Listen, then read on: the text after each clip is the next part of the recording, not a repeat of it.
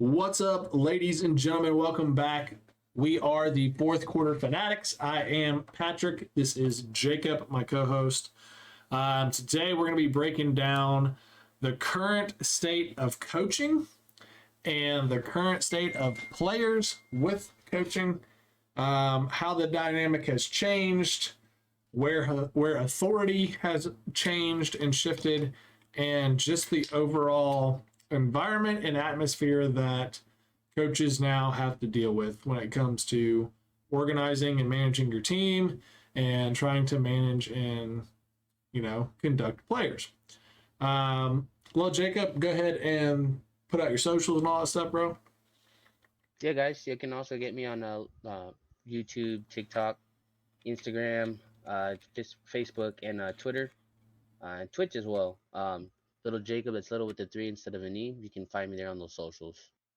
And then for the fourth quarter fanatics, we do have a Twitter page. That will be all linked down below in the description of this video. I also go by selfless_gaming, and you can find me on Twitch, Twitter, Instagram, TikTok, YouTube, all that stuff.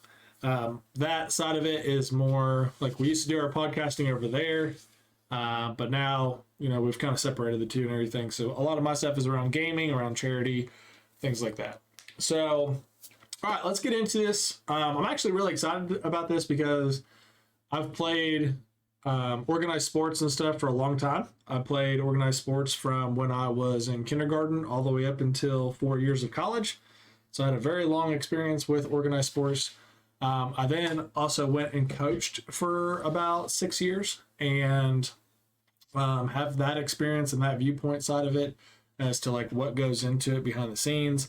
But little Jacob, I'm going to call him little Jacob for the rest of my life because that's what I've known him as. But Jacob, Fair. all right. I know you played sports. When you were growing up and you were playing sports, break down the dynamic of your coaches and what was expected of your coaches, what they expected of you, and just how that relationship and environment and culture was. It was definitely strict. It was definitely stern. We had some hard coaches, some tough coaches. They were good guys. They did everything for the betterment of us. But yeah, I mean, they were calling all the shots. They made all the rules. They expected us to behave in a certain manner, to dress in a certain manner. They kept up with our teachers. They made sure that we were getting our classes on time, that we were properly dressed, properly hydrated. They had expectations of us as if we were their own sons, basically, like a strict parent would. Every now and then we get to have fun, but a lot of things they did a lot of the times was to discipline us into being better men. Especially when we got to high school, it was kind of like middle school coaching and football. That was fun, right? But when we got to high school, it was kind of like whatever crap or stuff that we got away with knocking off in middle school, that stuff stopped. Yeah. When we got there, and they made it very clear that that every day for school they were going to have us for 60 minutes for a period, and basically told us for those 60 minutes, your asses are ours and you're going to do what we tell you to do and how to do it. And if you want to be on this team outside of here, you're also going to conduct yourself in a way that represents this team. You're not going to embarrass the team. You're not going to embarrass your coaches by acting like a jackass or acting up in class or whatever, right? So there was a really high expectation for you to be disciplined and to display the values of that team. And it was really, like I said, it was more than just making you into a football player or to just or being part of the an athletic school period. They were trying to make us into better men and adults and prepare us for life outside of that.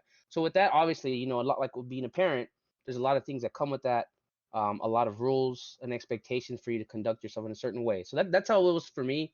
Growing up, it was more of like having a second dad or dads, if you want to say, role models, people that look up to, people that are supposed to guide you in the right direction, not only to be a better player but a better person, a better man or woman or whatever. That was the expectation of how I grew up with coaching and viewed it. That even though sometimes it sucked and sometimes you felt like maybe they're being a little mean or tough on you, but when I look back on it, that was probably the best thing for a lot of us because it helped get us going in the right direction, which is what they aim to do. So that's what was coaching for me. It was almost like a second parenting that you go through outside of your home. It's like a second place where you're still expected to behave and have manners, just like you would in front of your parents. That's the demeanor that I understand that we had to have and carry with us as players on the team when I was younger. The one thing like I can always go back to, I had some very old school coaches. So I'm 36 years old. All right, just to put it in everybody's perspective. How old are you, little Jacob? I'm 32. You're 32? Okay, so he's 32. I'm 36, just to give you guys some perspective. Back when I was growing up, my middle school team, we had a group of coaches that were very old school coaches. Okay, they were already like in their 50s.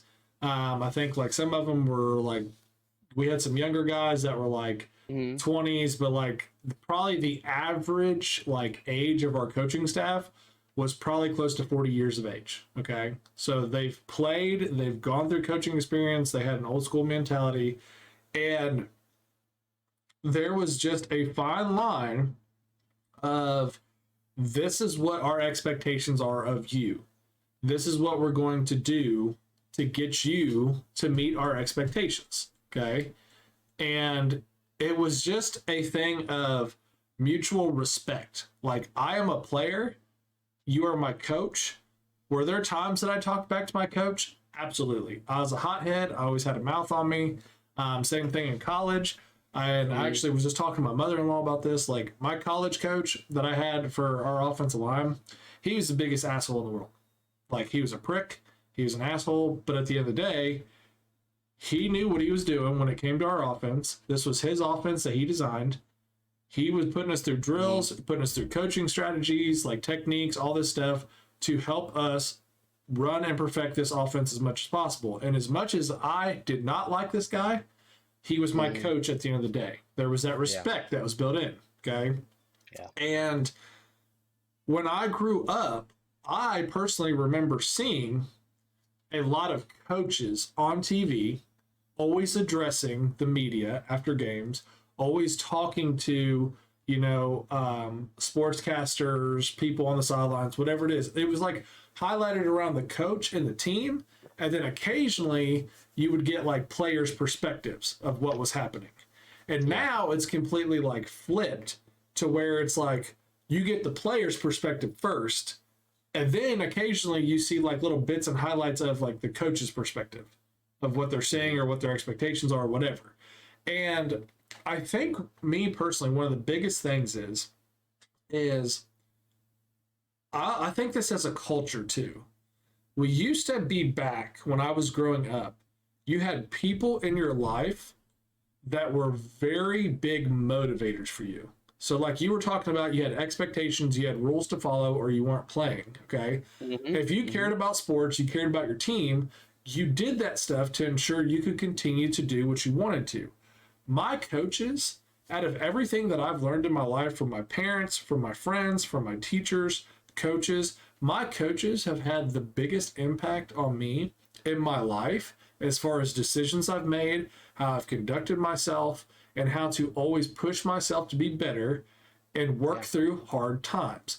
They have had some very big motivating moments in my life. And the reason I keep saying like motivating is because I feel like as a culture and a society, we have gone from having motivators in our life to just push you to be better and just help you be better for yourself, to now we have this whole entire culture of influencers, where influencers are more like, if you want to get results, do what I do. Do exactly what I do. Buy into my product, buy into my methods, and you'll get results. Whereas coaches, they kind of knew where your limitations were, and they tried to do what they could to like help you get where you need to be and push you to a higher level.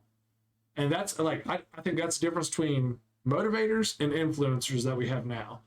And at some point, I don't know when it was, I don't know when like the money started like getting bigger and bigger, but we as a society, and when I say society, a society involved around sports, we used to value coaches.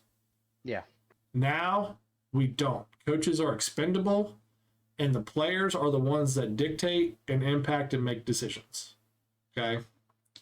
Do you ever feel like at one point in your like playing career that you had a coach or you had a moment with your coach or coaching staff where they crossed a line, like they went too far when they were like ripping your ass, getting on you about something? Do you ever feel like you had that moment where they went too far? Yeah, absolutely. Especially when you're younger, because you know, one of the things that crosses your mind is that, you know, you're not my dad, and Mm-hmm. or you're not my mom. So like, who the hell is this person talking to me like this, talking to me crazy? I've said that to my coach Um, before, like, bro, you ain't um, my dad. yeah, you know, and kind of like my coaches back, especially back in high school, my high school football coaches, like those guys made it abundantly clear that they're not there to be your fucking friend. Yeah. They don't give two fucks if you like them, you don't like them, you think they're mean as shit, you want to cry about it. They don't give a fuck. But what they did make apparent is that if you're gonna be on this team, you are gonna respect me and you are gonna do as I say. So yeah, I mean, there's times where we're getting challenged because we're not practicing hard enough, or they feel like we're slaying off, or you know, they're challenging our manner and say, you guys want to be a bunch, you know, you guys want to be a bunch of little sissies, or you guys want to play football players, because if you don't, you know, ripping our ass because we're kind of slacking in practice. That if we don't get our shit together, we're gonna go out there on Friday and we're gonna get our asses fucking kicked, and we're gonna get embarrassed, and then like you guys should feel embarrassed, stuff like that. Yeah. To challenge you, to push you to be, you know. So yeah, there's been times where you feel like, dude, this dude's just So, an asshole. so, And so give me like a specific example of what you had happen to you and like what uh, had occurred and where you felt like, okay, like I understand I'm getting my ass chewed, but then it's like, all right, this is like crossing the line. Like what yeah, happened? it was at a scrimmage, and at the time it was my freshman year, and I was playing running back, and I broke a big long run, and it was good, but someone caught me down from behind, and I got lazy. I was holding the ball out instead of holding it to my body, and it got popped out, and I fumbled. We won that game, and we were winning anyways. But I got back to the sideline, and the coach starts going crazy on me. He starts throwing his clipboard and starts hitting the side of my helmet, saying, "But we've working this shit for 10 fucking weeks. It's in the fucking summer, and I told you." And you know, like, you went out there and you look like a freaking moron running with the ball, like you know, like just all kinds of shit, and hitting my Yeah. helmet and slamming it. And I'm like, in my head, I'm like, dude, we're fucking winning. And like, it was a mistake. I'm sorry. Like, you know, Yeah. but I kind of felt like it was going, because the dude was pulling my face mask, spitting my face, like, you got to do better than that. There's no excuse. And so that was a moment where it's like, dude, chill, like, or I felt like, dude, chill the hell out. But Yeah. at the same time, I understand where it's coming from. And you guys got to understand too that as mean and as hard as that these coaches sound, and they were at times when they needed to be, they still cared about us as Yeah. people, as like kids. They, you know, obviously someone gets hurt, something like that, they care for us. They're just trying to um, instill some discipline in our life. So it's not like they're just like completely jerks or and abusing us or anything, because that's not Yeah. the case. But yeah, I mean, there's times like that time where I made a mistake and I got hell for it. You know, as the end of a scrimmage game. And you know, coach just made it very apparent that I'm not gonna ever get the. He told me that day, like, you're not fucking touching the football. Like, you're not fucking touching the football again if you keep doing shit like that. Yeah. And that's how it is. I mean, that would be for any player. You can't make mistakes like that. But even though we were winning, even though it was only a scrimmage and I was only a freshman, and probably like the first time I ever fucking broke a ran like that, and I got too ahead of myself, you know, coach busted my ass for it. Yeah. And maybe he did go a little over the top, but that was just part of the coaching style that a lot of teams had back then, you know. See, I always had like I remember one time in practice, I went and we had this play. Like I played tight end and stuff in high school, wide receiver, like played a lot of different spots. And I remember on this play I was at tight end, and we modified the play to where it was like, hey, if the safety's in the middle of the field, you run a little pop route, just go straight, like get up the hash, go straight down, like, run a vertical. And then it's like if the safety's sitting on the hash, basically as soon as you get right behind the linebackers, turn into like a skinny post, essentially. So in practice, they kept moving the safety around. I'd check them and stuff. They called the play. And I went, and our linebacker jumped in front of me to like try to tip the ball. And I remember I jumped up over him and like one-handed the ball over our linebacker and like pulled it down one-handed and took off running. And as I'm running, I just hear like all my teammates going, "Ah!" like, And it's like an instinctual thing for me. Like I didn't think like, oh, I'm gonna go out and grab this one handed. It was just like a quick like snatch over him, one handed, and I took off. I reacted to it. And dude, all these people are like yelling, screaming. The safety, like, they blew the whistle. She's like, bro, he's like, that was nasty what you just did to Justin. Like, that's sick. And then I just remember Coach Berger was his name. He comes up and he rips my face, like my face is over here. He grabs my face mask, rips it over to him. He's like, what the hell kind of shit was that? And just starts going off on me. And I'm like, what? He's like, where the hell have I ever taught you to go up with one hand and try to pull some bullshit like that and stuff? Just ripping me, dude. And like, then he like walked off and he took me out, okay? And he's like, left me over there. And at the time, I'm a freshman. So like, I did this to a senior, okay? And I'm sitting there and I walk over to my buddies and I'm like, dude, did I do something wrong? Like, and of course your buddy's like, bro, no, man, that's like ESPN highlights what you just did. Yeah. But the thing is like, and this is something that I always respected of him, that I actually like modeled into my own coaching. He ripped my ass so often. And I like remember, I think it was my junior year, I told my dad, I said, dude, I was like, Dad, I was like, Coach Berger just hates me. Like, it doesn't matter what I do. It doesn't matter how great I play. I can make every play on the field. He only focuses on the one. He only focuses on the one that I did wrong. He always rips my ass for 20 minutes on it and then leaves me alone and just doesn't talk to me for the rest of practice. And like, it would always mess with me mentally, man. And the thing is he told me my senior year, we had like our last game, last like week of practice or whatever.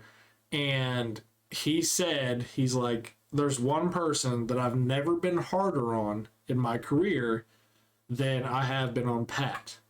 And he said, I know you probably think I hate you. And he said, I don't hate you. There is stuff that I see in you that you have not seen yourself. And you at times show glimpses of being great and being a great football player that is going to go to the next level and have a good, successful career.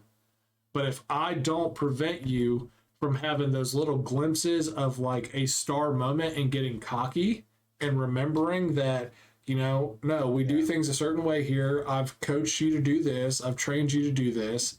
Like, I start letting you do your own thing. He said, that's when you're going to think you're way better than what you are. And you're going to start trying to do what you think is best. And I want to see you succeed. And that's why I've been on you. And I love you. And like, he told me all stuff, and it was just like, it clicked. Like, it just clicked. Like, this is why he's never let me like step out of line. And honestly, the way he was with me when I went to college, dude, I was like so much more ahead of some of the freshmen in my class of being like technically sound and all this stuff, because he rode my ass so much. Like, he cared. And he made a comment. He said, the day that I stop like talking to you and the day that I stop getting on you is the day I know I can no longer coach you. Like, you're going to do your own thing. And I adapted that in like my style of coaching. Like, I would get on kids. I never like grab their face mask and ripped them or anything like that. I would always like rip a kid's ass. I'd give them 10 minutes and then I'd come back over and I'd be like, hey, AJ, come here. Marcus, come here. And I'd be like, all right, so what did you do wrong? And then like they'd explain to me, well, this is what I did. Like, so why was I irritated with this? I don't know. Like, have I ever shown you this? Have we ever gone over it this way? Have we ever done this drill this way? So why'd you feel to just go freelance and do your own thing? Yeah. And they're like, and then like once they start talking through it, I'm like, do you see why you have to do things a certain way? Because that's how our system's built. As soon as you start to be, you know, rogue out there, that's when stuff falls apart. Everybody has a job. You didn't do your job and you just gave up a touchdown. You know, like, so like there's always ways of being hard on kids, and there's always ways of like getting your point across and stuff. Do some coaches cross the line? Absolutely. Everybody has that tipping point. I almost had that tipping point. I've talked back to my coaches. I've never cussed at my coaches. I've never like pushed my coach or anything like that. Some of the stuff you see in sports today. My first year of coaching, we had a kid. His mom was part of the like Booster football, Club? the Booster Club. Yes, thank you, the Booster Club. She was like the president of it. Oh, okay, So okay. so her two sons kind of got special treatment. I didn't know Yeah, this. I was like that learning makes about sense. people and stuff. But this kid, we had two volunteers from the local college that wanted to get coaching experience, came out. Hmm. They never got paid. They always showed up to weights. They came early. They stayed late to clean up to help our coaching staff. They never got a cent. They're sitting here doing a drill, and this coach, young guy, rips the Hmm. kid for being lazy and not doing what he's supposed to do. And the kid turns around and says, "You can shut the fuck up. You shouldn't even be here." And I straight up ripped his ass. And I said, "Let me see your helmet." I took his helmet from him and I said, "Go take your shit off in the locker room. You're done." And the head coach came over and was like, "No, like, Michael, don't listen to him. Coach, give him his helmet back. He's fine." And at that point, dude, we were week 4 of the season. Yeah, After that day, I said, dude, I was like, that kid was extremely disrespectful to a coach that volunteers his time. He absolutely crossed the line in what he was doing because he was 100% wrong. And the yeah, fact that you just said, "No, coach, you're wrong. Give him his helmet back. He's fine." You just gave all the power to that kid. And yeah, I'm not joking, dude. For the next 6 weeks of our season, our kids started talking back more. Our kids started cussing at yeah, us more. There was more disrespect. And after the season, I said, dude, I'm looking for another job. I'm going to a different school because that culture and that environment was gone. Like yeah, like the power, and when I say power, it's not like, oh, you should have power to do whatever you want. It's just like the respect and the like degree of power, and like, this is the coach. We make the decisions. You guys are the players. We ask for feedback. We try to make things better for you, but like, this is what we're doing. You guys do what we ask. It's just that simple. That was gone. All of a yeah. sudden, all the kids were pros and professionals about everything. They wanted to do their own thing. They weren't listening. And I was like, yep, this is it, man. Like, it's done. And like, so like, when do you think sports, like the culture of sports and coaching, has like shifted to where it was like the coaches were mainly in power and or like had like a degree of respect, to where now it's more of like the players are the focus and the players dictate and control what happens, because we know it does. Like, we Yeah. definitely know it happens. I think part of that too also has to do with like how wealthy the districts are, how prominent and how much money and wealth gets put into the high school or the local football team because um eh, and I'm sure it's like it's in other states, but if you know football, you know one thing that's really big, or it's almost a religion out here in Texas is football. High Oh school yeah. football, college football is pretty fucking big out here. I mean, from 5A down to like to 3A to 2A to 1A football teams. There's so many teams out here competing every year to go to state. So I think at the point where districts started getting more revenue for football, they started building bigger stadiums, recruiting and trying to find better players, having better players at better ability. You're talking about kids that are coming in that are like 15 and 16, but they're huge. Yeah. They're way more athletic than they used to be. They're on varsity their freshman year. I mean, there's a lot of that happening now, and I think because of that, um, I think teams and school districts have shifted away from who are the best coaches to how can we generate the most revenue for getting the best players on our team, and by having the best players, we want to make sure that everyone's happy and that everyone is getting Boom. to the teachers are the teachers, the players, the kids are getting what they want to be happy, so that they want to play here for this high school football team or college, whatever, and be part of that. Versus we got this coach. He's a good coach. He's a hard ass, but he'll make all these. He's gonna make this better team. It's more of how many good players from everywhere can we get to come and play here? Because not only will they get all this badass equipment and stuff from all this money that we're generating in the school district is giving us for the team, but we're gonna keep the players happy and give them what they want. And part of that is when you kind of start, I guess, shifting the focus away from what do the coaches need and want, and what do the kids need, to what do they want. And I think that's when that started happening. When more money got involved, when more money got involved for the school districts, when more money got involved for the football teams, and when the outlook of trying to attract better players, I think that starts to play an effect of how people we're building the dynamic of their team. They want to keep the players happy so they can stay on the team. And now this is something we can also talk about on the pro level, but understand these are pros and these Oh, are yeah. millions of dollars, and this is a whole other dynamic to the game. And you can really apply this to any sport, basketball, football, a lot of things, because this is an example of stuff that happens in other sports, not just football. But yeah, I think it's when more money got involved and more prestigious and all that. You know, you want to have the best players on your team. So how can we get best players on our team? I You know, it's think a team friendly. I think one thing you said that was like really key there is Hmm. we have like you said, you really want to make sure all the kids are happy. Yeah. And our whole, like, to me, the whole dynamic of like coaching kind of going out the window and not really like being as impactful in a sense of like developing a culture and stuff like that was when this whole participation award stuff started. Like the form of competition was kind of taken away. Like everybody gets a trophy. Like little Timmy's over here eating paint chips and stuff, but he still gets a trophy as the kid who just smashed 27 records, you know? Like Yeah. that whole dynamic was like, did you have fun? Was this fun for you? Like, yes, you should be having fun. You should enjoy what you're doing. Okay. If you're not having fun, there was one time in my whole entire like sports athletic career, Hmm. from kindergarten to college, where I told my dad, I said, Dad, I'm not playing basketball anymore. Like I quit. And I literally walked out of practice and I said I quit. And it's kind of going back to like, when does it actually cross a line? And this was that moment for me that it crossed the line. We had a coach that was from Indiana. He had moved over to Ohio. Basketball coach had, you look at like his resume, prestigious resume, had helped win a couple state titles, was really good at his job, you know, tons of district championships, all this crap. All right. But then all of a sudden he just went from Indiana to Ohio, and we were kind of confused. Like, dude, if you've had all this success over here, why would you move to Ohio? He wasn't married or anything, you know? And the first day of practice, he went over, like, taped paper. Like, we used to have these little windows you could see through the gymnasium doors. He taped paper over the windows, and then he went and got the custodian to lock the gymnasium doors to where nobody could come in the gym when we had practice.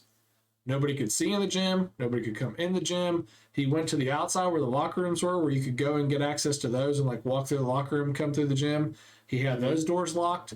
And like, to me, I thought that was weird because I've never had a coach do that.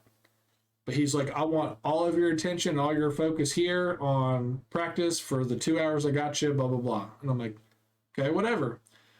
Within a month and a half, he started like pushing us, would get up in our face. Like, it's one thing if he like got in my face, grabbed my jersey and was like, what are you doing? But it was more of like, what the hell are you doing? And then he'd like shove you. And then it turned into one day I was sitting there and I went over to go get like water. And he said, did I say it's time for water? And I was like, sorry, coach, I'm sitting out of this drill. And he took a basketball and he flung it at me and hit me when I went to set my water bottle down. He hit me square in the back with a basketball as hard as he could. And this guy was like up to here on me. And that was the point where I turned around and I said, I quit. And if you ever do anything like that to me again, I'm going to kick your ass. And I just grabbed my stuff and I left. And some of the guys had had enough, and we had cell phones at that time. One of our other teammates actually took his cell phone and put it on like record. So like record a phone call type deal. And he called his dad. And his dad started hearing everything that was being said that next day at practice and how the coach was acting. And the dad went to the athletic director. And he was fired. They came back to me and were like, hey, we understand what happened. We kind of heard about what's happened. If you want to come back on the team, you're more than welcome to come back on the team. But we understand if you don't want to. And I was like, no, if he's gone, I'll come play. Like, I never would play for somebody like that. And the thing that for me was, it's one thing for me to have my ass ripped when I'm screwing up, but when you start physically putting your hands on me and shoving me and throwing stuff at me, you're not motivating me. You're not coaching me. You're berating me and you're assaulting me. And that's when I told my dad, I was like, done with it. Like, I quit. My dad like didn't understand because he's a very old school guy. But it was honestly like having a miniature Bobby Knight as a coach.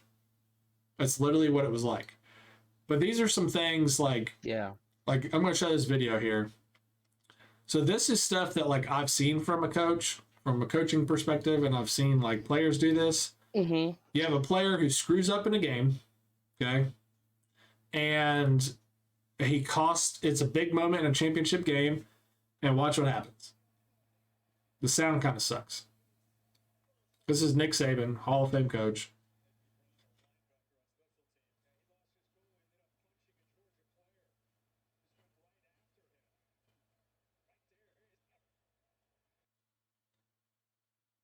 So he punches a Georgia player, which is, 15-yard penalty, ejection. This is in a championship game.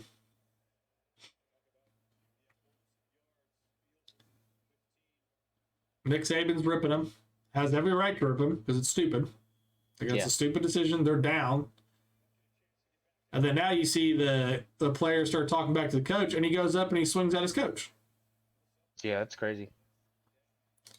And it's like in that situation, it's just kind of like, I don't understand how in that kid's mindset he's right.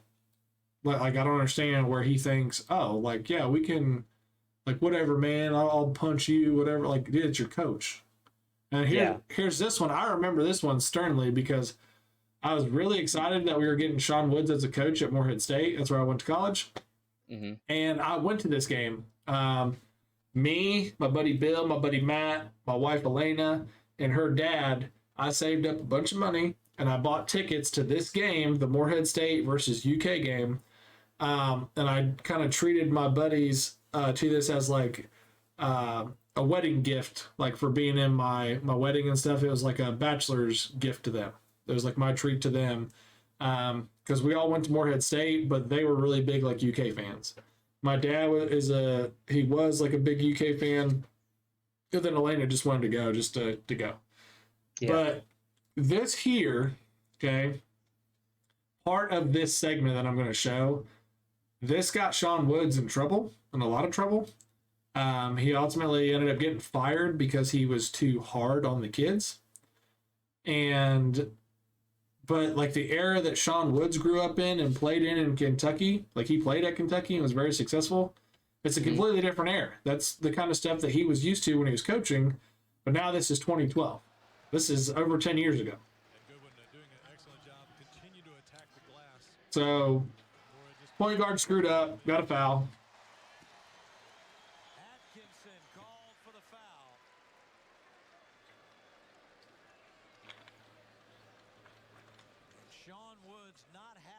And Sean Woods grabs him in his back, pushes him.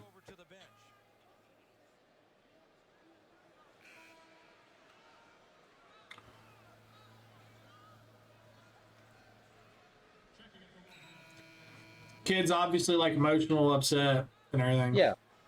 But the whole thing came back out of this was that the kid came walking off the floor. He was like, being lazy, whatever. And then all of a sudden, he grabbed him and he was like, get off the floor.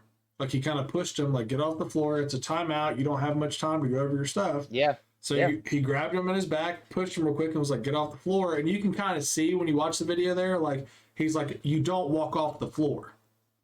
Yeah. Like, it's just a thing. Like, it's just a little thing. But then it's the, like, excessiveness after that where he got up in his face. And then the kid went over and sat down. And he goes over after the timeout's over. And he's, like, in his face, like, ripping him and stuff like that. Like, I remember they had it on the Jumbotron. They showed it after it happened. And a lot of people in the crowd were even like, oh, like, that's kind of bad. Like, that was kind of not a good look type deal. But I understand where it's coming from. 100% I understand where he's coming from. Like, the kid just made a stupid bonehead play. They're down. Like, and this was the thing. This is Morehead State, who's not very good. Okay, like when it comes to compared to like the University of Kentucky in basketball, we should not have even been close in that game. Like we should have been getting beat by 25 points and stuff. The score is 68-61, and the kid just makes a stupid bonehead play being lazy. And it's like, dude, like we actually got a chance to win this game. And then continues to be lazy. Continues to be lazy. And Here's another one. I actually like this coach from Oregon. I like him a lot. I like his philosophy. I like, his ideals in the game of football, but also like when it comes to, preparing men for life and like helping his like players get prepared for life. I remember this game against Arizona, and it was a stupid play. I remember staying up late watching it, and I'm like, dude, like why do players feel the need that whenever you make a play, okay, like something you should be able to do consistently is make a play, but now we live in this culture where it's like anytime you make a play, no matter what the score is, no matter how bad the game is, you feel a need to celebrate. Like, I don't understand this, but this is what happens. This kid catches a pass that they need to be caught. Ends up like getting a lot of yards so they can kick a field goal, and he ends up celebrating and gets a stupid penalty. So catches the ball right there, spikes the ball down and spins it. Their coach is running down, screaming like, "Get up! Quick spike!" So they can get a field goal, And instead, ref throws a flag. They get a penalty. They're gonna back him up. It's like 15 yards, 10 yards. And this is what I was talking about earlier. The kid screwed up. The coach you see here starts ripping his ass. He's pissed off. And you hear the announcer say this. Just wait.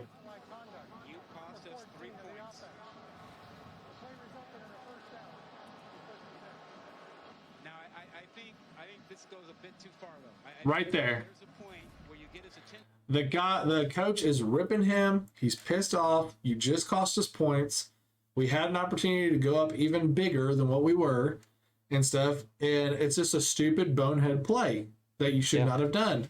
And the announcer goes, "Yeah, see, like it's a dumb play.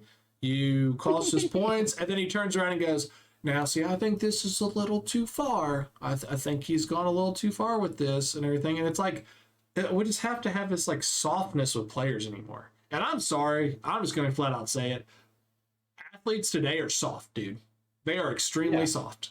From the physical aspect of it, from the emotional aspect of it, and from like the mental aspect of it. I think a lot of these like young pros now, like really starting with LeBron.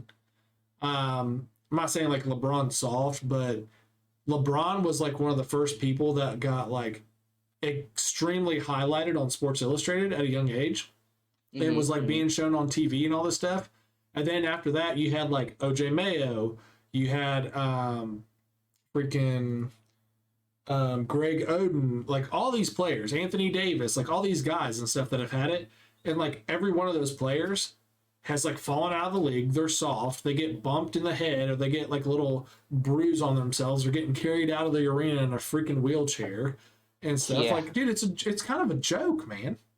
Like it really is a joke. And I understand if you're like sitting out for the aspect of like trying to prevent further injury.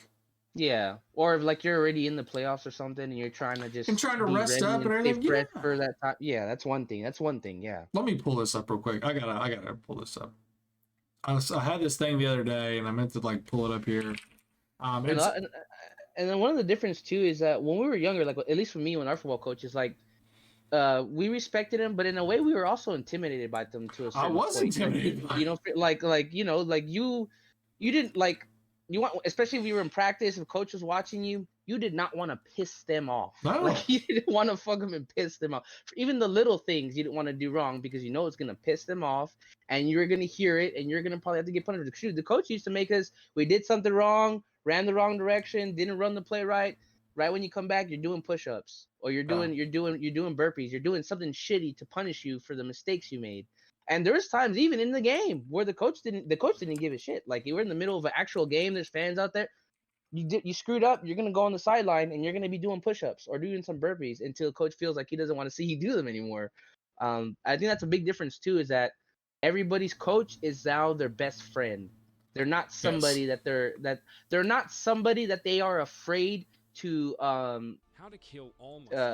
to fail or to make look bad or to disappoint.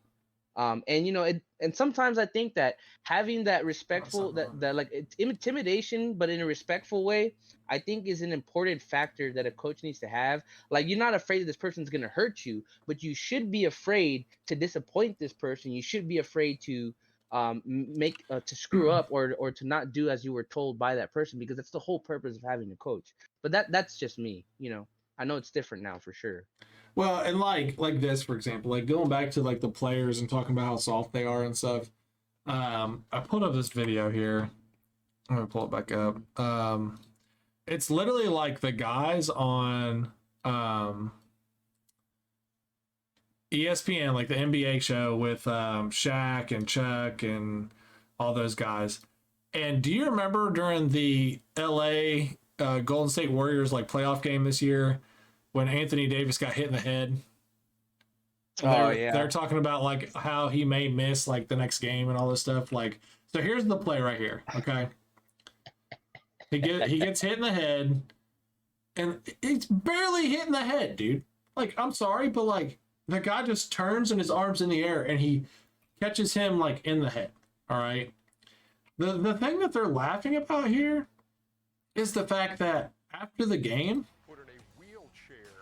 he's put in a wheelchair. Yeah, that was excessive as hell, dude. Like he's in a wheelchair, and you hear Shaq just like crumbling the paper, and he's like trying not to make eye contact with Chuck right here. Yeah, because he's gonna laugh at him. And they do. They just start like crying, laughing. They're like, see what his status is for game 6 of this season. Look at him. Yeah, well, like they're just they know. They know, like, there's no way you're a grown ass man. Yeah, you're dude. a grown ass, and you are a big grown ass man. It's not like you're not like 5'4" little Jacob, 5'3" little me that just got knocked in the head by some dude that's like 3 times my size. That did not happen to you. And then he made it seem like, oh man, I took such a hit. He was like saying that he couldn't see for a little bit. Boy, man, there's grown men out here that are boxing and in MMA and in football, and they get fucking drilled for a whole hour in the face and shit, and they're on their own 2 feet and they're just fine. You want to talk about not being able to see and there's no way, man. I don't understand it with some guys like that. It's just like, dude, like, are you a professional athlete? Are you trying to play sports in the professional, or are you trying to play like princess at home? I don't understand what's going on. Like this here, this is where they start losing it. Like right here. Kenny's, I feel bad because Kenny's trying to talk and like work through it. And finally he's like, dude, these guys are... I think I do too, but what are you laughing about? You know what they're laughing. I'm laughing at Chuck. Shaq is like, I'm just laughing at Chuck. And Chuck's over here like... We've seen WNBA players take harder hits than that, dude. and they stay on the court, and those girls play through it. Come on, but that's man. the thing is like, like look at his career though. Yeah. Like even throughout college, he would like get a little banged up, he'd be out for a game, and then now he's had all this stuff. It's just like this whole player mentality. Yeah, it is a mentality. It's soft. Like it really is soft. And the one thing, like the John Morant thing, okay? This is where like I get so confused on multiple levels with where we're at with professional sports right now, okay? Mm-hmm. Mm-hmm. You've had players in the past who have like not conducted themselves the best way out in public at times. And it just seems like when if it's dependent on like what league you're in, all right, essentially. Yeah. But I'm going to use like Zeke Elliott, for example. Okay. Zeke had some videos come out of him partying, him doing some things that he should not have been doing. He had been grabbing some ladies that he should not have been grabbing where he was at and all this stuff. Like, yeah, just shouldn't have been doing it. And like, I'm not saying like, bro, don't ever like touch anybody, but like, or do anything. But like, yeah. Dude, you're out at like a gigantic parade. You're very well known. Everybody has phones and cameras nowadays. Like, know the environment, know where you're at, what you're doing. Okay, it was just a poor decision. He got suspended how many games? Like 12? Yeah, like 12 games. He. Well, no. I think I'm trying to remember. I think they originally were gonna do 12. They reduced it to 6. Okay, but still, he like got suspended games. Yeah, Okay. he got suspended for more than a month. Yeah. Now you have this whole John Morant thing where he's gone on these rants and stuff with social media. He's been caught waving his gun out at somebody and stuff, which now the organization is trying to backtrack and say it's a toy gun. It's not a real gun. Yeah. And all stuff. And it's like, there's obviously like protocols against this. There's obviously expectations against this stuff. Nothing's been done to this guy.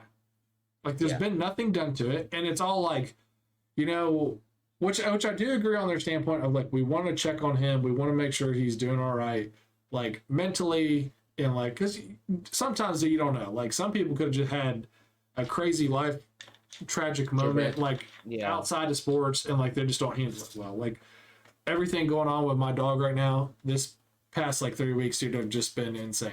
Like it's been a roller coaster of emotions with information we're getting, where we're going, what's next. It sucks, but like I'm not going out like every little thing that ticks me off to start pointing guns at people and stuff. You know, like I'm not doing that. And to me, it just seems like the value of the player, and this is kind of where we're going at with like coaching and players now.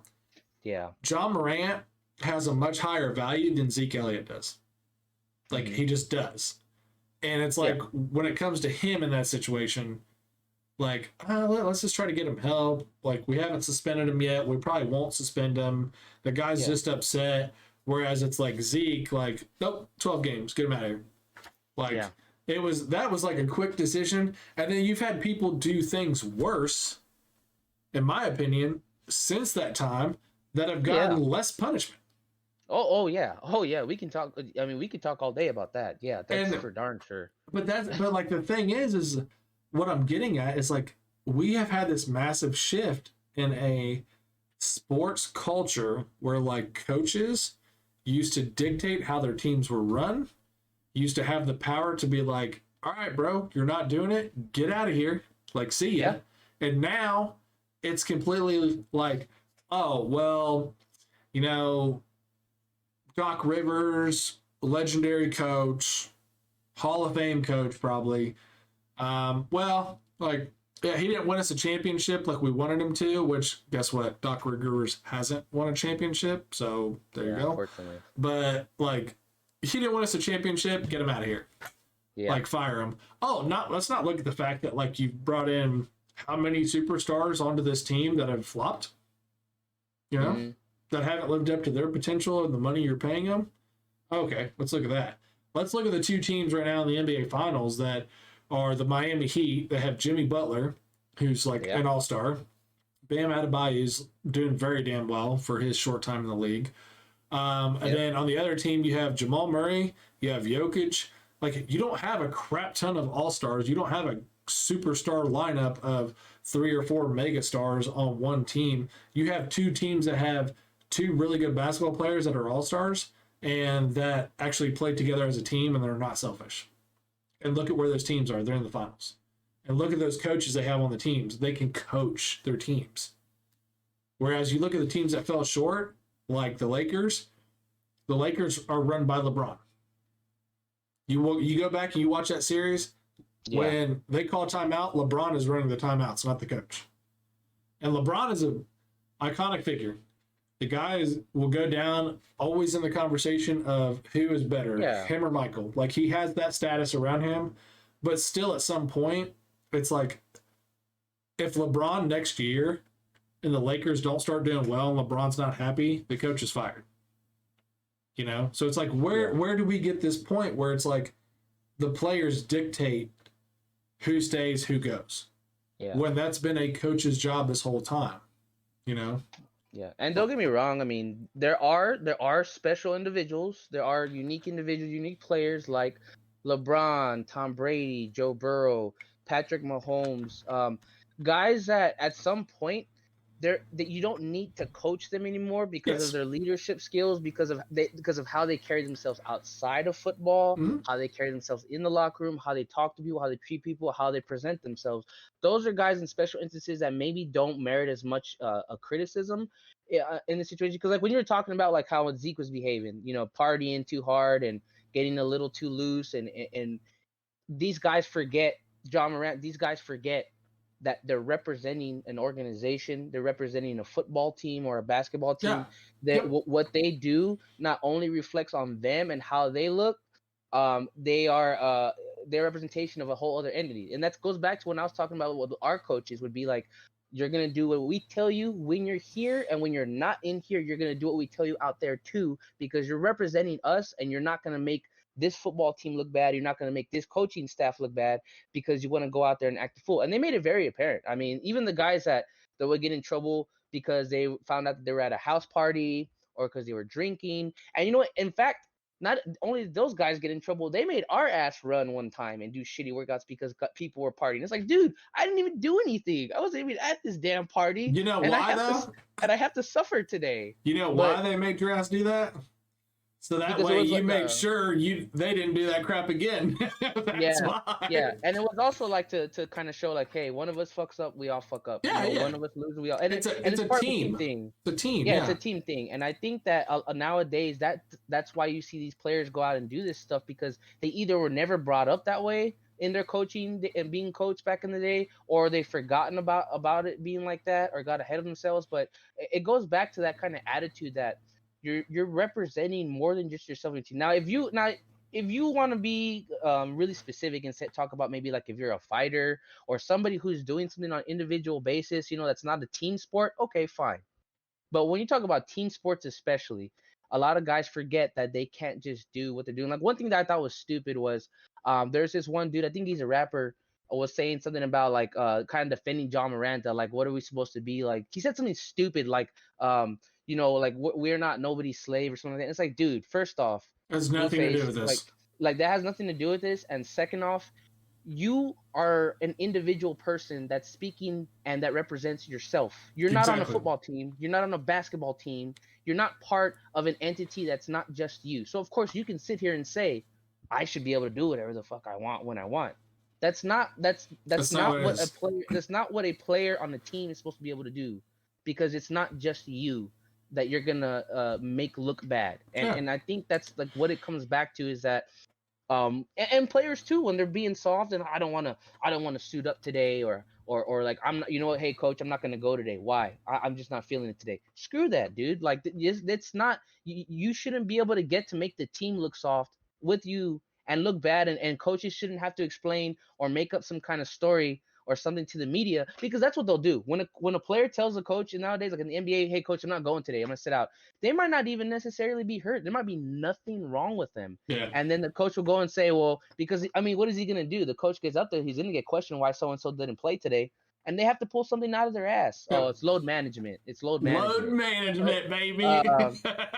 You know, the ankle's not 100%. Oh, it's not. I mean, now don't get me wrong. There's no way 100%. There's no way for us to tell because we're not that person. We're not in their body, whether or not they can go or not.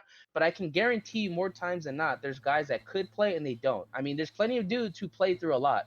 And you know, for example, you take a look at a guy like Ezekiel Elliott. We'll go back to him. I think one of his downfalls to his career, kind of degrading, was that he played a lot through injuries. Oh yes. It was like, it wasn't until the end of his career recently in Dallas that he missed games because he was hurt, and bless his heart. And he had serious injuries though. Yeah, he had like serious injuries that he was playing through. I mean, the previous season he was playing with like a partial PCL tear, and staying in the game and making play. And now you could argue whether or not that should have happened. And maybe, he should have sat out more. Maybe he should have sat out some games. But that's the kind of mentality and the toughness that you expect from players, especially on a professional level. Then you turn around and you look at a guy like Kawhi Leonard or a guy like Anthony Davis. Now, I don't like to sit here and say that they're not tough and they're not men and they don't have a criteria that matches those of other guys around them. Obviously, they're professionals in the league, but their mentality just isn't the same. They don't have that grit that, screw it, I'm gonna play through it. Screw it, I'm gonna go in there today. Maybe we're not gonna make the playoffs. I'm still gonna play today, or maybe we're, you know, like when they sat Luka in that one game at the end of the game. Screw that, man. I would be out there trying to play for that play-in spot. I would have been furious with Mark Cuban. I would have been furious with my coach if they're telling me, nah, we're gonna sit this out when we have a chance to at least win and try to get into the play-in tournament and maybe the playoffs.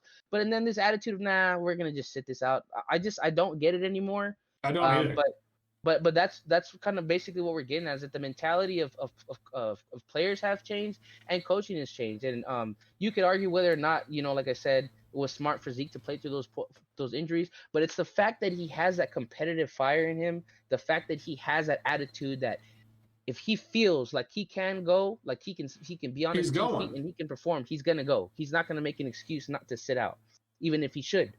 But a lot of players now, they'll take advantage of that, and knowing that they can get away with saying, you know what, I'm not gonna play today. Because why? Because I'm paid. Because I'm this superstar. Because I don't feel like you can go on and on with the list. But that's how it is nowadays. Most guys don't have that competitive fire in them to say, I'm gonna go today, because of whatever inconvenience they have or because they're not feeling it. So what? Let me ask you this question: what do you think are some things that actually warrant a coach to be fired?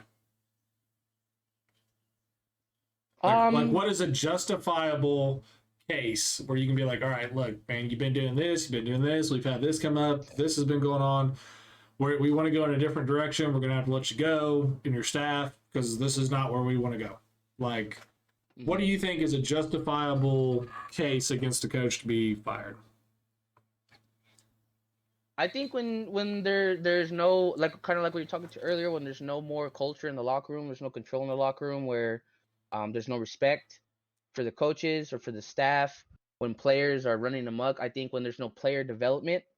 Now at some point, of course, you would have to also consider, is there talent being developed? Are we getting the right kind of talent here? But that's another part. But I think definitely, if you don't feel like your locker room is progressing talent and culture, those are reasons to fire a coach. If you don't feel like there's any actual control by the coach, like the coach, how can I put it? Like, the coach is kind of just there for To be the face. to be the face, to be there, to be able to say there's a coach here, Yeah. but isn't really doing anything to develop the team or the players. I think that's something to fire a coach for. And then, you know what? Like, kind of going back to a guy like Doc Rivers, it's like he's had such a great career. Everyone loves him. Everyone respects him, and he's a great coach. He's a great guy. But unfortunately for him, it just seems like every time he's gotten in a position to succeed, there's a hump that he just can't get over. And it's hard to say, because it's like, how many times do you have a coach get in this position before you maybe feel like you have to go in another direction? But at the same time, how many chances has he really got to continue working with what he's got? Because as soon as you fail the first time, right, or the second time, people are already looking to get you out the door, right? So it's tricky, but I feel like if there's no development in the locker room, if we're not getting better than we were yesterday, or we're getting worse, that's probably a reason to fire coaching. I know with, like, for example, my team, Dallas, this is a really big crunch time decision coming up for Mike McCarthy. He's been on the team a couple years now. We've had some back-to-back seasons where there's a lot of wins, making the playoffs, but also some disappointing losses in those times. And now he's going to be calling all the plays. And Kellen Moore's gone now. He might be on the hot seat now, because at the same time, even though I think McCarthy is a good coach, he's a player-friendly coach. He's not that guy that's going to bust Dak's ass if he screws up. He's not that guy that's going to tell anyone shit if they make a mistake. So if we continue to have the same result this season like we had the last 2 seasons, do I think that merits getting rid of McCarthy? It just might. It might mean that there's time for a change, because whatever we're doing is not enough. And to be honest with you, if we didn't have a guy like our defensive coordinator, right, we may not be talking about Mike McCarthy right now, because he might not even be the coach of this football team anymore. Because we'll be honest, our defense and our defensive coordinator, not our head coach, has been a big reason of why the team is where it's at today. So that's kind of how I feel what merits firing a coach. It can be really tricky, especially when the coach has been there for a long time, when you know they're a good person and they have good qualities about them. But there's certain things that have to take place on a football team, or any kind of team, not just football, in order to keep a coach. And I think success and winning record is a big part of that too, of course. So the reason I bring this up is because you don't see it too much in, like, college or professional standpoint, but you do see this happen quite a bit in high school and middle school right now in our culture. Okay. Me personally, number one, environment. Like, how is the environment of the team? Is the team doing what they're supposed to be doing? Are we having a crap ton of issues out of our players? Are they being disciplined? Are they being managed? So like environment and culture is a big one. Second is performance. Okay. A lot of people would say, oh, performance has got to be first because you got to win games, you know. There's a lot of crappy coaches out there that have not been winning a bunch of games, but the university loves them, the kid love them and stuff, and they're fine. But that's also why those universities suck. You know, that's why they're usually like lower. Okay. But there's a lot of coaches that have not had like great winning careers and stuff, but they've built nice, great programs that have been awesome to develop young men or women, you know. The thing I'm getting at though is like you got to have a culture, you got to have an environment where you can make sure everything's intact, everything is working as it should.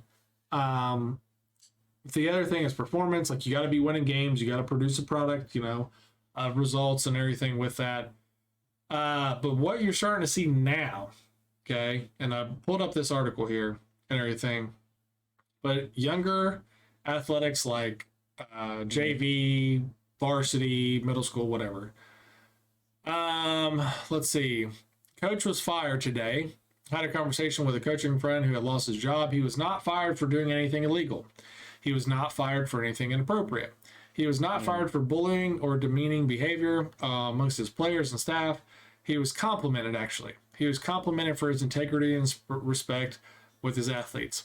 The past 2 decades of coaching, he has been incredibly successful, winning multiple state titles and winning far more games than he's lost. He has an overall winning percentage of 80% while developing quality athletes and even better people.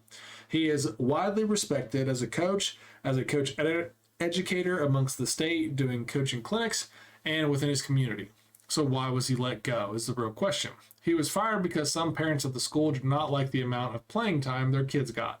He was fired because some players on JV thought they should be on varsity and were not given a chance. He was fired because some of his varsity players thought they should be starting instead of being a role player.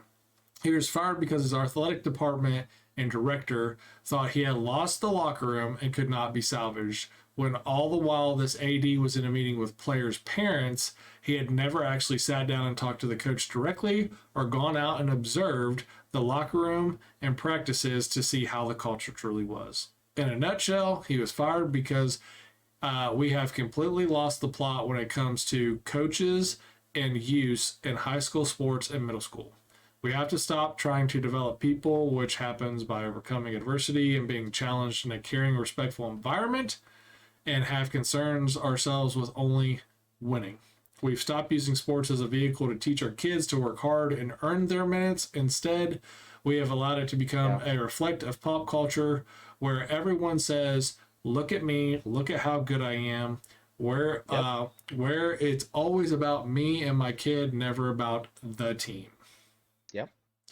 And growing up too, because I did play a little Pop Warner, and I got a little older too, and of course I wasn't playing Pop Warner anymore, but my dad was on a coaching Pop Warner team and being part of it, and I got to kind of witness firsthand how some parents were, you know, like at a certain age, and I get it, right?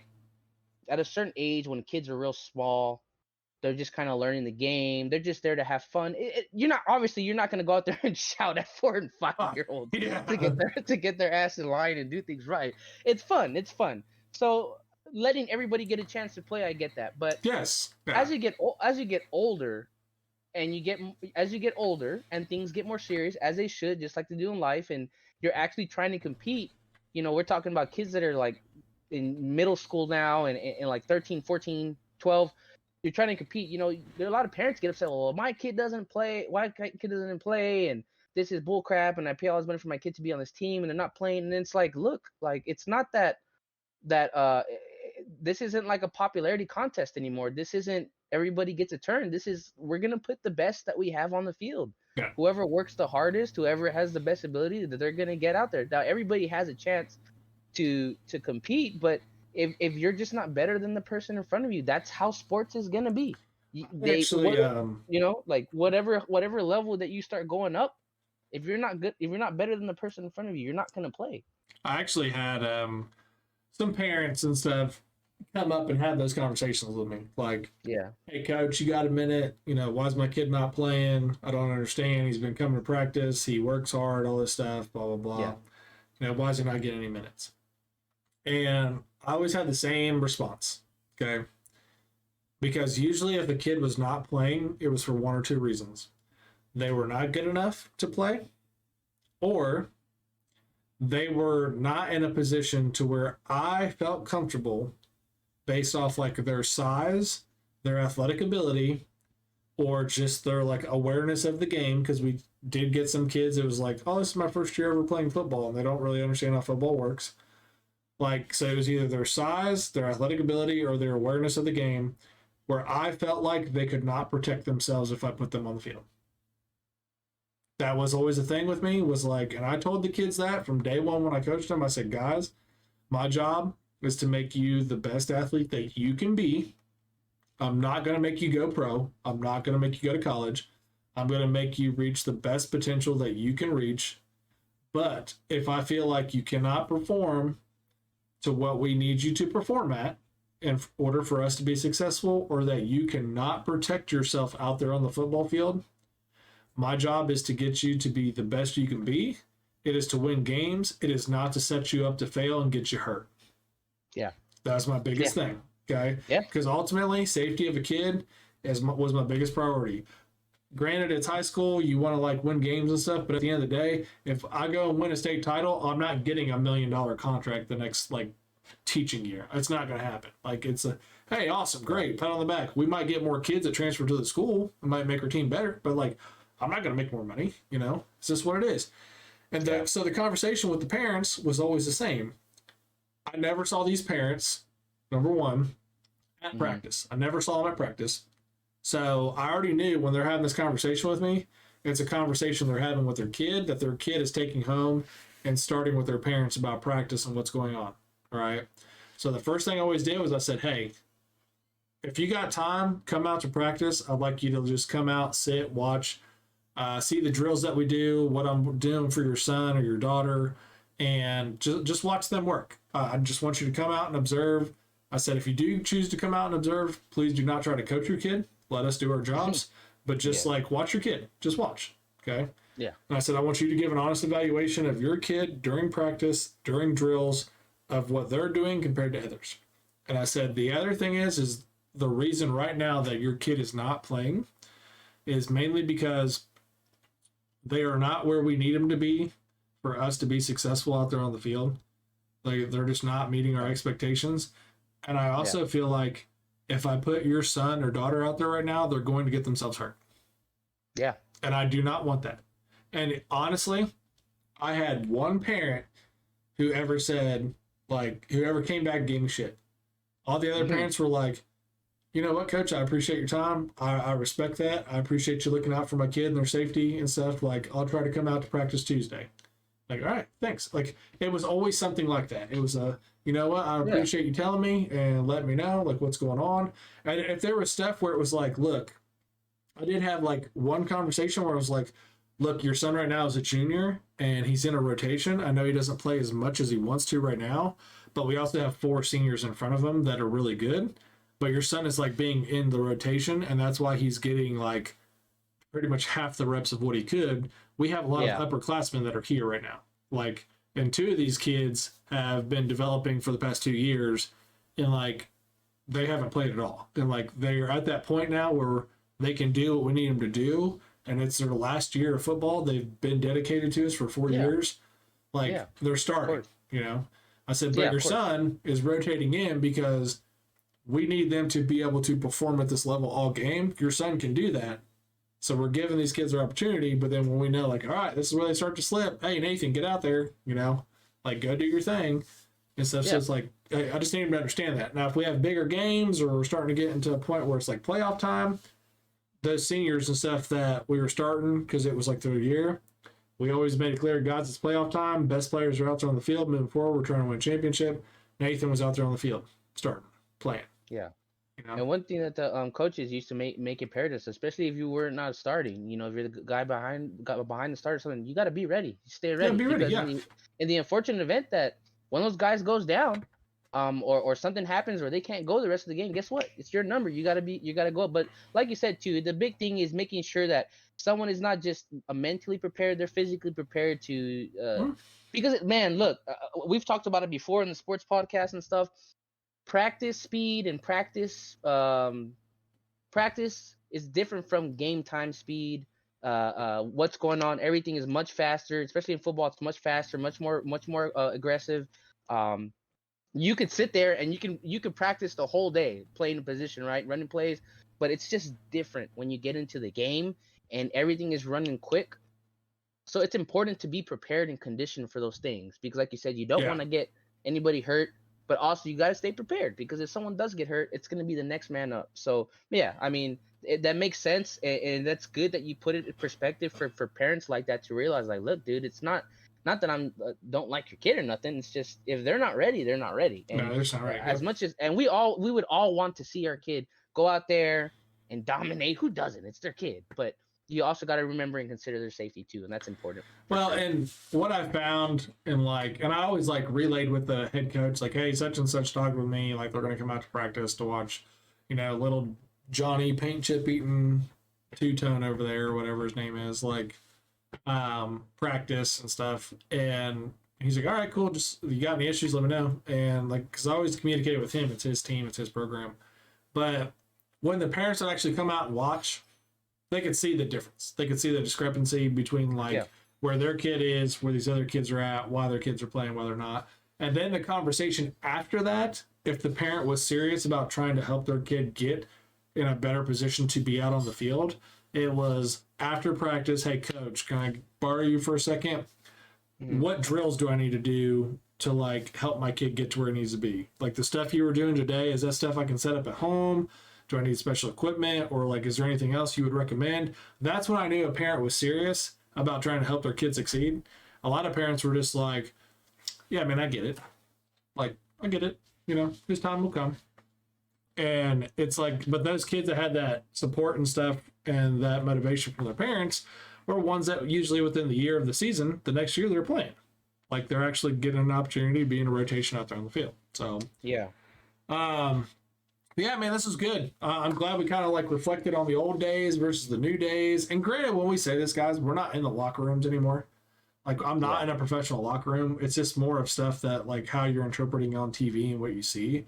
But I think we can all agree that when it comes to post-game results, you're always seeing players' perspectives. You're always getting players' opinions. You're always getting players' thoughts on where the team needs to go or how things need to be fixed. And then it's a quick spotlight of a coach. And it's players are interviewed for 30 minutes and a coach is interviewed for 5. And, to me, it's just kind of it needs to be opposite, Yeah.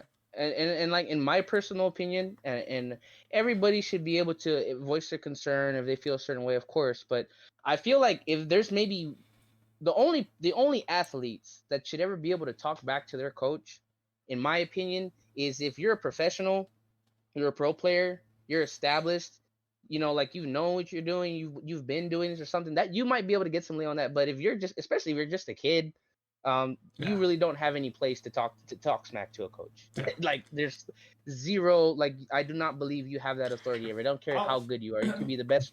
You could be the best receiver, quarterback, whatever in this side of the country. But there's a certain kind of disrespect and demeanor that you should still have to carry yourself with. I'll put it this way: being in high school and going to college and playing in college and all that stuff, I talked back to my coaches from time to time, and I thought I knew better. Guys, if any high school kids are seeing this, middle school kids are seeing this stuff, you don't know shit. You don't know anything. You think what you know is based off what you've seen on TV or what you've seen somebody do in a game and stuff. You don't know anything. My eyes and my brain exploded with knowledge and stuff when I got to college on how to actually perfect what I was doing. And I'm very fortunate for the school that I played at, because we had 4 out of our 6 college coaching, or out of our high school staff, coaching staff, 4 out of the 6 played at a D1 level. So they knew what was expected. When I had 2 of them that coached me. And I think that's why when I went in there, I just adapted to it really quick. Whereas we saw other kids who came in and they're just man, I don't know if I'm cut out for this, or they'd end up quitting and stuff because they had a bunch of high school coaches that just played high school ball. That was their level of degree, was high school ball. And so if you young guys are out there and y'all are tuning into this, number one, hit the comment section. Let us know what you think about your coaches and why they're awesome. Don't be talking shit about like Coach Smith or something. And then 2, subscribe to the channel. And 3, trust me, you don't know anything. Like, be a sponge, learn, absorb, be respectful. Yeah. Be respectful. Because your coaches, they're probably not paid to be a full-time coach. They're probably a guy who's teaching or working a job outside of like the school that's coming to volunteer their time, extra couple hours each night to help you do what you want to do. So like, respect people's time, respect their work and what they're trying to do for you, and just learn from them. Learn and grow. Absolutely. And at every level is going to be, you're going to learn more. I mean, middle school, you kind of get prepared to get on the high school football team. High school gets a bit more tough because if you are someone that has a potential and one of the lucky individuals that has the skills to get a scholarship or to go play in a Division 1, Division 2, even Division 3 college team, you got to get prepared for that level because something new. And then for the very few that are blessed and that are lucky enough to get invited to the NFL draft or to even just get signed to a practice squad, there is even more things that you have to learn. There's even more of a higher level that a lot of us will never get to reach. But part of that is because you have to be willing to be coached. Like Pat said, you gotta be a sponge. You gotta intake everything. Don't sit here and think that because you're wrecking it under the Friday night lights that you're the hottest shit in your city, that you know everything, because you don't. Because you're gonna end up getting to a smaller and smaller percentage of top athletes that is only going to get better and better and difficult and more harder to compete against. And coaching is going to help get you through that. Coaching is what made a lot of the big names and players that you see today on TV. Yep. Even if some of them are acting a fool right now, before they got to the position where they could act the fool on TV, before they got to that position, they had to get coached and they had to get developed and took time. And not everybody and most people will never be able to be a LeBron or a Patrick Mahomes or a Tom Brady, where you could just be out there like, fuck this shit, we're gonna win the game, I'm the damn coach. And like, not everybody gets to be that guy, and that's okay. I'll put it this way, actually, with what you just said, everything you just talked about right there. Yeah. I think it was like Shaq and Chuck and all them. I think it's Charles Barkley actually said this. He said there's only one player that he's ever seen transition from like high school to the pros or college to the pros and was like truly ready to play. And he said that was LeBron James. He said when Kobe first did it, he struggled for the first couple of years, took coaching, development, get adapted. Like all these kids, Kevin Garnett struggled and stuff for a few years and stuff. He's like, LeBron was the only player that has ever come in from high school and immediately started contributing and dominating in the NBA. And that is literally a like 0.0000001% specimen of a human being that walks our planet is LeBron James. So if you guys think you have it figured out, you don't and stuff. But that's it. We're the fourth quarter fanatics, baby. Y'all be sure to comment, like, subscribe to the videos, share it with a friend, share it with your mom, your dad, your uncle, your brother, your sister, your cousin, whoever. Get it out there. I'm Pat. This is Jacob. We'll definitely see y'all on the next one. Take it easy, guys. Peace.